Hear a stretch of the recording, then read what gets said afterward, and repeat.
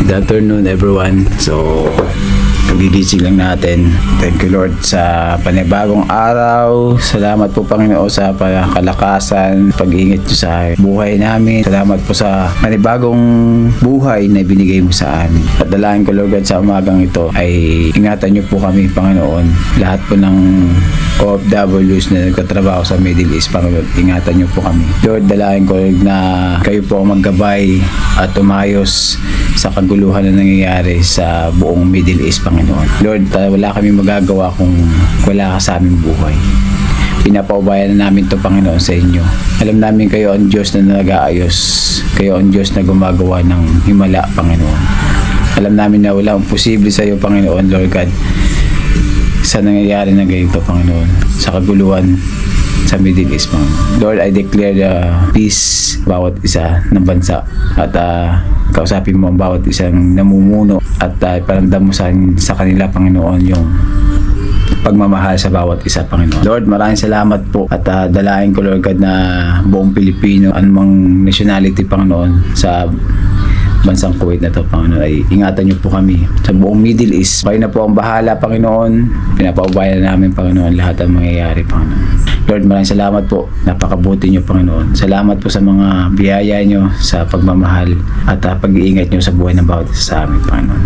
Maraming salamat, Panginoon. Pinupuri ka namin, sinasamba ka namin, Lord God. We worship you, we glorify your name, Lord God. In Jesus' name we pray. Amen. So ayan mga katropa, at binisita tayo ni Sir John Ray dito. Nagkape lang kami ni Sir John Ray. Ayan. Nagkape. So buhay na siya. Kasi yung kapatid niya dito lang yung accommodation nila sa Joy. Dito lang, katabi lang ng building namin. So ngayon tingnan natin yung sa labas kung ano yung mga sitwasyon dito sa Kuwait. Dito naman sa lugar namin ay okay naman po. Medyo tahimik. Pero kaninang umaga ulit tumunog yung sirena na para pag may nangyayari na may umatake na may mga missile, tumutunog po dito. So ito po yung labas. Tignan natin. Yan. So tahimik naman po. Yan, ito yung accommodation kasi ng Joy. Yan, building na yan. Kaya ngayong hapon ay okay naman po siya.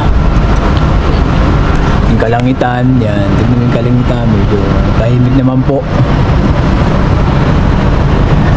Tahimik. Yung lugar po namin ay Mahabula. Dito po kami sa Mahabula. Ito po yung Mahabula Complex. Yan po. At Ramadan pa rin dito. Nakita ko po sa inyo yung kalagayan namin dito. Pero nakakatakot din kasi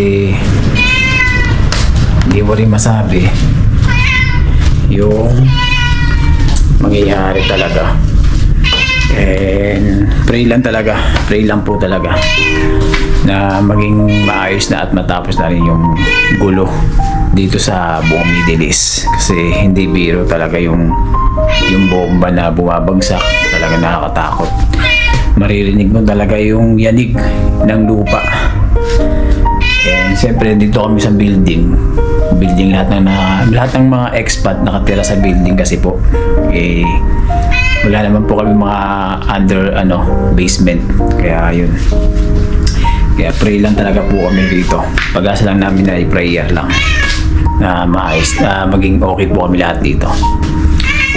Don't worry sa mga mahal namin sa buhay sa Pilipinas. Okay lang po kami dito. So, pag medyo malalaman naman dito ay magbabakwit na kami. Pag medyo talagang magulo na at malala na. Yan po. At kailangan din namin ng mga prayer nyo. Yan. Salamat po. Ay, mga alaga namin pusa medyo nag-aano na rin. Tignan nyo. Oh, it's okay. Don't worry. It's fine. Yan, mga alaga namin pusa. Medyo pag nakakarinig sila ng ingay, nag-iiba yung ano nila eh. Nararamdaman nila yung ano, yung parang may nangyayari na hindi maganda. Yan. Yan, bigo. Ginger. Sige na po, okay na, okay. Tonton. Ito medyo okay na to eh, si Pretty. Yan po, ingat po lahat ng mga kababayan natin dito sa Kuwait. And